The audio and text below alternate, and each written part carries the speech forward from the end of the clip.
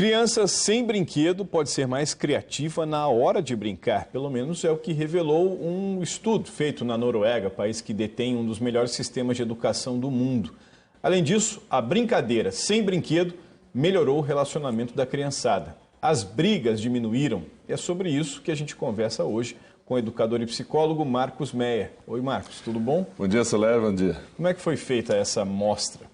Bem, essa pesquisa na Noruega, na verdade, é uma experiência ainda e os resultados ainda não foram colhidos, mas já existem alguns indicativos que você acabou de falar. Então, realmente aconteceu de diminuir as brigas e tal. Por quê?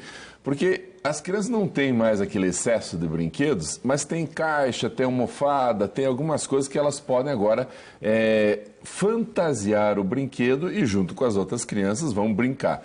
E aí o que acontece? Se a criança está inventando, está fantasiando, não tem por que brincar, porque a fantasia depende de cada uma das outras e isso melhorou então o relacionamento. Ninguém é dono de nada. Ninguém é dono de nada. Agora, por outro lado, a gente sabe que na Noruega, um país de primeiro mundo, o que está acontecendo? Em casa, essas crianças têm brinquedos. Esses bebês têm muitos brinquedos.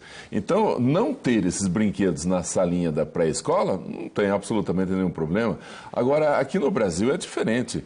Se não tiver na escola, essa criança não vai ter brinquedo em lugar nenhum. Então, a gente precisa sim que essa criança tenha. O problema é o excesso. Então, assim, o que acontece com uma criança em casa que tem muito brinquedo? Brinquedo que a tia deu, a madrinha, a avó, e todo mundo dá brinquedo. Então tem tanta coisa que a criança pega uma coisa aqui, brinca, já pega outra, já pega outra. O que vai acontecer? Não aprofunda nada, não faz descobertas, não fantasia, porque na hora de brincar, de fantasiar, já abandonou e já foi para o outro. E isso é muito ruim para a criatividade da criança, para a fantasia da criança. O ideal é que, se você tem muitos brinquedos em casa, guarde tudo num baú e cada semana você tira um novo. Tira um de lá e põe outro de volta. Aí o que vai acontecer? A criança só tem aquele, ela vai aprofundar todas as possibilidades que aquele brinquedo oferece. E aí essa criança desenvolve, então, a criatividade. O que a imaginação faz pelo desenvolvimento da criança? Quando a criança imagina, ela fantasia, ela vai afetar, ela vai tocar em 3 pontos. Conquista de desafios, superação de dificuldades e resolução de problemas. Por quê? Porque na criação, na invenção, vão aparecer isso, os desafios, os probleminhas e tal. Então, o cérebro da criança, ele fica acionado o tempo todo para criar, para inventar. E isso faz, então, com que novas conexões surjam no cérebro e isso desenvolve inteligência. Então, uma criança que tem espaço para criar, espaço para inventar e fantasiar, ela vai ser mais desenvolvida assim. Aquela criança que recebe tudo pronto, não precisa inventar absolutamente nada, essa criança tem um desenvolvimento um pouquinho menor do que a outra. Bom, é claro que a gente falou dessa pesquisa da Noruega como pano de fundo aqui para a nossa conversa, ninguém quer transportar a realidade de lá para cá, até porque os países não têm nada a ver. Entre as diferenças básicas está a questão do clima. A criança brasileira pode brincar mais tempo fora, ao ar livre. Né? E essa imaginação ao ar livre, ela tem ainda mais consequência do que brincar dentro de casa? Olha, Soler, essa pergunta é muito interessante. Existe uma pesquisa americana nos Estados Unidos que usa uma expressão interessante, déficit de natureza. As crianças estão com déficit de natureza. O que quer dizer isso? Que ela não brinca mais na grama, não sobe em árvore, não tem contato com a natureza. E aí ela não extravasa toda a sua energia. E aí o que acontece? Entra na sala de aula e aí vai botar toda essa energia para fora. Aí vai dar confusão.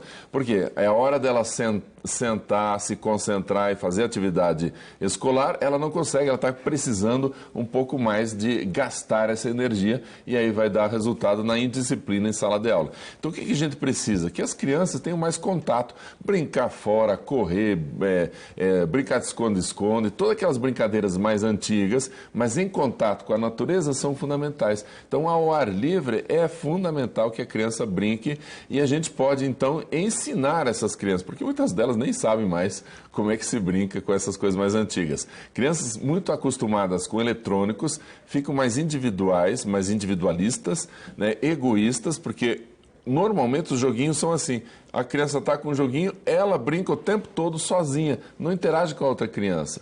E a interação com a outra criança que provoca aquilo que eu falei que desenvolve o cérebro.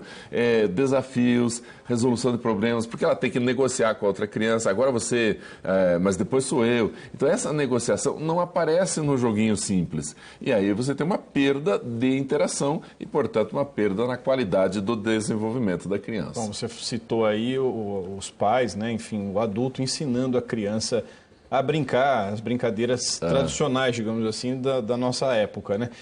Que efeito isso tem para a criança? O envolvimento do adulto, a participação, né? Brincar de esconde-esconde, enfim.